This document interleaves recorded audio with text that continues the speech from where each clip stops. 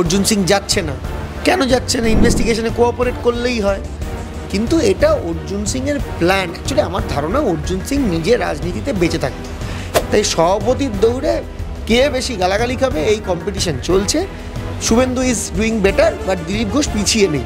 উত্তরপ্রদেশে দলিতরা সব থেকে বেশি আক্রান্ত, সেটা কেন্দ্রীয় সরকারের তথ্যই বলে। রাজনৈতিক এবং সাম্প্রদায়িক দাঙ্গা উত্তরপ্রদেশে একাধিকবার হয়েছে, যেগুলো খবরে আসেনি, সাম্বাল তো খবরে এসে।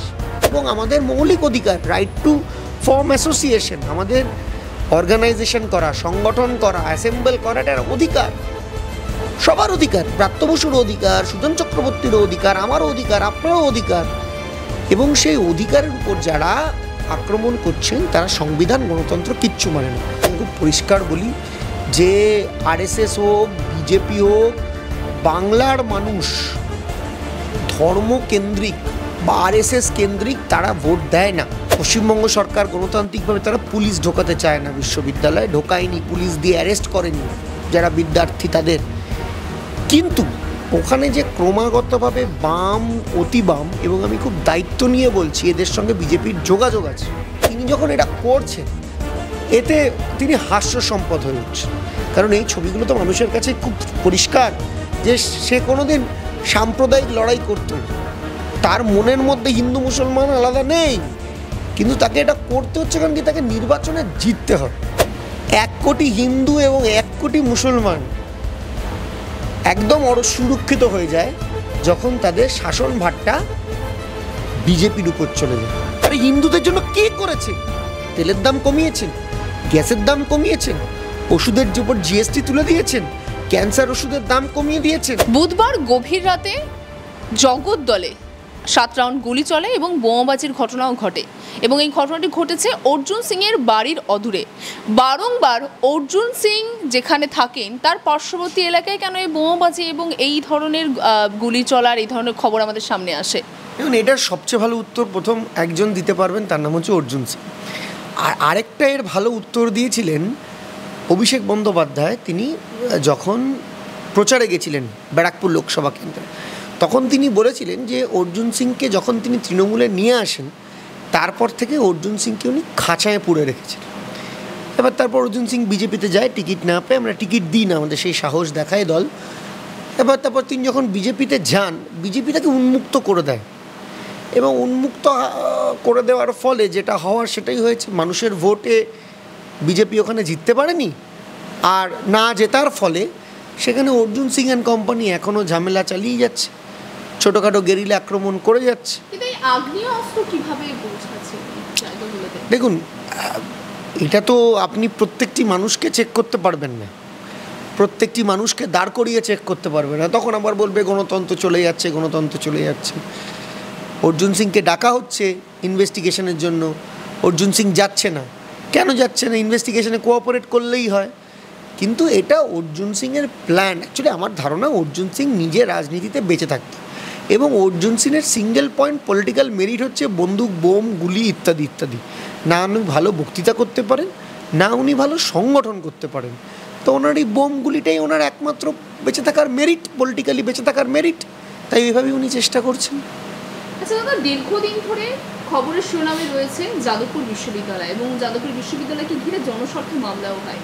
আজ বিচারপতি তিনি একটি কথা বলেছেন যে বিশ্ববিদ্যালয়ের পরিস্থিতি স্বাভাবিক নয়, এবং সেটা মাথায় রেখে কোনো রাজনৈতিক নেতাদের নিয়ে মিটিং মিছিল করা যাবে না। অর্থাৎ শিক্ষামন্ত্রীও তিনিও কোনো রকম কোনো, যেহেতু আমরা জানি ওয়েব কুপার মিটিংকে নিয়ে যে ঘটনা ঘটেছিল। দেখুন, আমি আবার পরিষ্কার করে একটা কথা বলি, আমি জানি না এখনও টোটাল রায়ের কপি বা ডিটেলস আমার কাছে নেই, কিন্তু অস্বাভাবিক পরিস্থিতি যাদবপুর বিশ্ববিদ্যালয় কেন থাকবে? যদি মাননীয় বিচারপতিরা বলে থাকেন যে স্বাভাবিক নয়, তাহলে অস্বাভাবিক পরিস্থিতি কেন থাকবে? এক, পশ্চিমবঙ্গ সরকার গণতান্ত্রিকভাবে তারা পুলিশ ঢোকাতে চায় না বিশ্ববিদ্যালয়ে, ঢোকায়নি, পুলিশ দিয়ে অ্যারেস্ট করেনি যারা বিদ্যার্থী তাদের। কিন্তু ওখানে যে ক্রমাগতভাবে বাম, অতি বাম, এবং আমি খুব দায়িত্ব নিয়ে বলছি এদের সঙ্গে বিজেপির যোগাযোগ আছে, এদের সঙ্গে বিজেপির সেটিংয়ের খেলা আছে। দেখবেন বিজেপি যখন আন্দোলন করতে আসে হঠাৎ করে ক্যাম্পাসে এসএফআই থাকে না, আবার যখনই এসএফআই চলে আসে তখন আর এবিভিপি থাকে না। এই যে একে অপরের বড় ভাই ছোটো ভাই একটা সেটিং আছে, এই সেটিং এবং বাম অতিবাম মিলে শুধুমাত্র তৃণমূল কংগ্রেসকে ঢুকতে দেবেন। ওখানে তো সিপিএমের নেতারা যায়, এসএফআইয়ের নেতারা যায়, এমনকি নকশাল নেতারা যায়, যারা বাইরে ভোটে 2% ভোট পায় না, যারা নির্বাচনে প্রতিনিধিত্বও করে না। রাজনীতি করতে গেলে তাকে তো নির্বাচনে প্রতিনিধিত্ব করতে হবে, মানুষের কাছ থেকে রেফারেন্ডাম চাইতে হবে, তারাও করে না, তারাও করতে পারে। তো তৃণমূল কংগ্রেস একটা রাজনৈতিক দল এবং আমাদের মৌলিক অধিকার, রাইট টু ফর্ম অ্যাসোসিয়েশন, আমাদের অর্গানাইজেশন করা, সংগঠন করা, অ্যাসেম্বল করা, এটা অধিকার, সবার অধিকার, ব্রাত্য বসুরও অধিকার, সুজন চক্রবর্তীরও অধিকার, আমারও অধিকার, আপনারও অধিকার। এবং সেই অধিকারের উপর যারা আক্রমণ করছেন তারা সংবিধান, গণতন্ত্র কিচ্ছু মানে না। যাদবপুর বিশ্ববিদ্যালয়ের ভেতরটা নিশ্চিত একটা চিন্তার বিষয়, এবং এই চিন্তার বিষয়টা নিয়ে আমাদের মাননীয় মুখ্যমন্ত্রী মমতা বন্দ্যোপাধ্যায় তিনি এটা দেখছেন এবং কোর্টের কাছেও গেছে। কিন্তু কিছু প্রতিবন্ধকতা তো নিশ্চয়ই আছে, যে পুলিশ সরাসরি অপারেট করতে পারবে না, তাহলে তো 2-4টে নকশাল মাওবাদী এমনিতেই গ্রেপ্তার হয়। নিশ্চিতভাবে আমরা এটা লড়াই করছি, সরকার লড়াই করছে, আমাদের ওখানে ছাত্র সংগঠন এটা লড়াই করছে। ইতিমধ্যে আমরা জানি যে আগামী বছরে 26শে নির্বাচন রয়েছে এবং কিছুদিন আগেই আরএসএস এর তরফ থেকে একটি লম্বা সভা এই রাজ্যে করে যায় এবং এবার যে তথ্য সামনে আসছে যে রাজ্যে বাড়ছে আরএসএস। গত 13 বছরে এই রাজ্যে আরএসএস এর শাখা বৃদ্ধি পেয়ে প্রায় 3,500-এ পৌঁছেছে।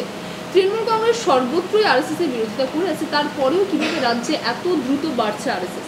দেখুন, আরএসএসের কোনো ফ্যাক্টর নেই। আমি আপনাকে খুব পরিষ্কার বলি যে আরএসএস হোক, বিজেপি হোক, বাংলার মানুষ ধর্মকেন্দ্রিক বা আরএসএস কেন্দ্রিক তারা ভোট দেয় না। বাংলার মানুষ নীতির প্রশ্নে ভোট দেয় এবং বাংলার মানুষ কাজের প্রশ্নে ভোট দেয়। তাই তো আপনারা দেখেছেন বাইরে দাঙ্গা করে, ঝামেলা করে, ইত্যাদি করে ভোট হয়ে গেছে, কিন্তু ভোটার লিস্টে লোক ঢুকিয়ে ভোট হয়ে গেছে। কিন্তু আমাদের এখানে সম্ভব নয়। তাই কে বাড়ুচ্ছে, কে কমছে, it's very irrelevant in terms of 2026 assembly elections, very irrelevant. আচ্ছা, এই মুহূর্তে একদিকে আমরা জানি যে বিধানসভায় যে বাজেট অধিবেশন ছিল সেখানে ধর্ম সংখ্যার একটা বড় বিষয় হয়ে উঠেছিল এবং আপনারা বারংবার সূত্র দিয়েছেন যে বিজেপি ধর্মের রাজনীতি করে। সেখানে দাঁড়িয়ে রমজানের পবিত্র মাসে প্রধানমন্ত্রী তিনি 34 লক্ষ মুসলিম পরিবারে ইফতারি পৌঁছে দিচ্ছেন, এরপরেও কি বলবেন তারা ধর্মের রাজনীতি করে? তো বিজেপি এক্স্যাক্টলি কী করছে এটা বিজেপি নিজে কি খুব ভালো করে জানে? আমি বলছি, দেখুন, ধর্মের রাজনীতি কেন করতে হচ্ছে বিজেপিকে? কারণ বাকিটা দেউলিয়া। ধরুন, আমরাও তো বিরোধী দল ছিলাম যখন সবাই রাজনীতি করে, আমরাও তো বিরোধী দল। কোনো দিন বলতে শুনেছেন তৃণমূল কংগ্রেস হিন্দুদের দল বা মুসলমানের দল বা খ্রিস্টানের দল বা ধর্ম নিয়ে? না, একাধিক ইস্যু ছিল, সেই ইস্যুতে মমতা বন্দ্যোপাধ্যায়ের নেতৃত্বে লড়াই হয়েছে যখন বিরোধী ছিলাম।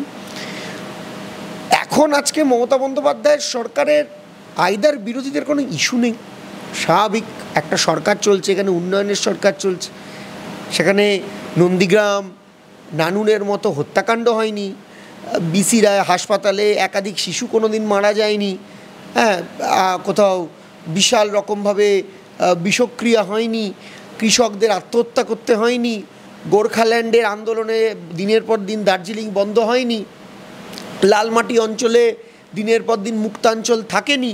তো বিরোধীদের কোনো ইস্যু নেই।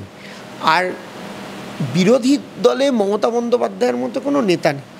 এর ফলে বিজেপির একটা সহজ শর্টকাট উপায়, সব জায়গায় যেরকম করে এই জায়গাটা আরও নগ্নভাবে করছে। আমার বিশ্বাস শুভেন্দু অন্তত 1,500 ছবি এদিক ওদিক করে খুঁজে পাওয়া যাবে যেখানে শুভেন্দু ঈদের উপলক্ষে মাথায় ফেজ টুপি চড়িয়ে রামজানে ইফতার করেছেন, তোহা সিদ্দিকির কাছে গেছেন, মুর্শিদাবাদে, নন্দীগ্রামে, প্রত্যেকটি অঞ্চলে যেখানে যেখানে উনি গেছেন, যেখানে তিনি ইফতার পালন করেছেন। আজকে তিনি যখন এটা করছেন, এতে তিনি হাস্য সম্পদ হয়ে উঠছেন। কারণ এই ছবিগুলো তো মানুষের কাছে খুব পরিষ্কার যে সে কোনো দিন সাম্প্রদায়িক লড়াই করতো না, তার মনের মধ্যে হিন্দু মুসলমান আলাদা নেই, কিন্তু তাকে এটা করতে হচ্ছে কারণ কি তাকে নির্বাচনে জিততে হবে। তো এটা নিয়ে এটা নোংরামি, এটা মানুষের মধ্যে। দেখুন, হয়তো আমরা যদি কোনো ভুলও করে থাকি, আমাদের মধ্যে কোনো সরকার চালাতে গেলে, প্রশাসন চালাতে কোনো ভুল হয়, সেটা তো বিরোধী দলকে তুলে ধরার কথা, এটা তো গণতন্ত্র। কিন্তু তারা তো এটার মধ্যে ইন্টারেস্টেডই নয়, তারা তো শুধুমাত্র ধর্ম ধর্ম ধর্ম করে যাচ্ছে। আমাদের এখানে এটা দিয়ে এটা ভোট হয় না, মানুষের পাবলিক ওপিনিয়ন এটা দিয়ে রেজড হয় না। আমি আপনাকে খুব পরিষ্কার বলছি, এইটা বিজেপির একটা শর্টকাট উপায়, তাদের ব্যর্থতা, তাদের রাজনৈতিক ব্যর্থতার শর্টকাট উপায়। এবং এটা শুভেন্দু আজকে নিজেকে বিজেপিতে টিকে থাকতে হবে। আপনি ফলো করে দেখবেন দিলীপ ঘোষ, লোকসভা নির্বাচনের পর 6 মাস কেটে গেছে, বছর কাটতে চল, দিলীপ ঘোষকে একদিন দেখেছেন? হঠাৎ করে দিলীপ ঘোষ ঢুকে লোকজনের থেকে গালাগালি খাচ্ছে। কেন লোকজনের থেকে গালাগালি খাচ্ছে? কম্পিটিশন হচ্ছে, কে বেশি গালাগালি খাবে। শুভেন্দু বেশি পাবলিকের গালাগালি খাবে না দিলীপ ঘোষ বেশি পাবলিকের গালাগালি খাবে? আর যে বেশি পাবলিকের গালাগালি খাবে সে পরের বিজেপির রাজ্য সভাপতি হবে। তাই সভাপতির দৌড়ে কে বেশি গালাগালি খাবে এই কম্পিটিশন চলছে। Suvendu is doing better, but Dilip Ghosh পিছিয়ে নেই। এর সঙ্গে আমাদের কাজ করা এবং আমাদের সংগঠন করার মধ্যে কোনো রেলেভেন্স নেই এবং কোনো আমাদের যায় আসে না কি হচ্ছে। আচ্ছা, আপনি হিন্দু মুসলিম যে ধর্ম নিয়ে আমরা যেহেতু কথা বলছি, ইতিমধ্যে উত্তরপ্রদেশের মুখ্যমন্ত্রী যোগী আদিত্যনাথ তিনি একটি কথা বলেছেন যে 100টা হিন্দু পরিবারের মধ্যে একটি মুসলিম পরিবার সুরক্ষিত, কিন্তু 100টা মুসলিম পরিবারের মধ্যে 50টা হিন্দু পরিবারও সুরক্ষিত নয়। তিনি যে বক্তব্য বলেছেন, এই বক্তব্যে আপনারা কতটা সহমত পোষণ করছেন বা অন্যথা করছেন? দেখুন, 1 কোটি হিন্দুর মাঝে একটা মুসলমান সুরক্ষিত, 1 কোটি মুসলমানের মাঝে একটা হিন্দু সুরক্ষিত। কিন্তু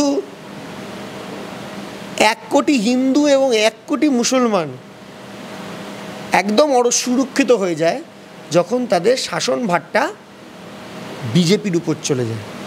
আমি আবার বলছি, যদি হিন্দু মুসলমান আলাদা করে সুরক্ষার কথা বলেন, তাহলে উত্তরপ্রদেশের নয়ডা, গৌতম বুদ্ধ নগর, গাজিয়াবাদ, সেখানে হিন্দুরাও অসুরক্ষিত হয়েছে, হিন্দু মহিলারাও অসুরক্ষিত, মুসলমানরাও অসুরক্ষিত। আমরা এজেন্ডা ইজ ক্লিয়ার। এজেন্ডা হচ্ছে যে উত্তরপ্রদেশে হিন্দু, কলকাতার মতো বা নয়ডাতে একটা মেয়ে যার নাম শাহিনা খাতুন সে সেফ, না কোনো মহিলা যার নাম সীতা তিওয়ারি সে safe? Nobody is safe in Noida, nobody is safe in Ghaziabad, but both Shahina and Sita in Kolkata, in Rajarhat are safe. তো সেই সুরক্ষা অসুরক্ষা এটা একদম ইরেলেভেন্ট যখন বিজেপি শাসন করে। তাই 1 কোটি হিন্দুর মাঝে একটা হিন্দু একটা মুসলমান সেফ, আবার 1 কোটি মুসলমানের মাঝে একটা হিন্দু সেফ। কিন্তু কত কোটি হিন্দু থাকুক, কত কোটি মুসলমান থাকুক, যেখানে বিজেপির শাসন সেখানে নোবডি ইজ সেফ। তিনি তো বলছেন যে 2017 সালের পর থেকে, অর্থাৎ উত্তরপ্রদেশে তিনি আসার পর থেকে সেখানে কোনোরকম কোনো সাম্প্রদায়িক দাঙ্গা হয়নি। এবার আমি বেশি অতীতে যাব না, আমরা যদি কিছুদিনের সাম্ভালে যে ঘটনাটি ঘটেছিল সেটাকে তাহলে আমরা কি বলবো?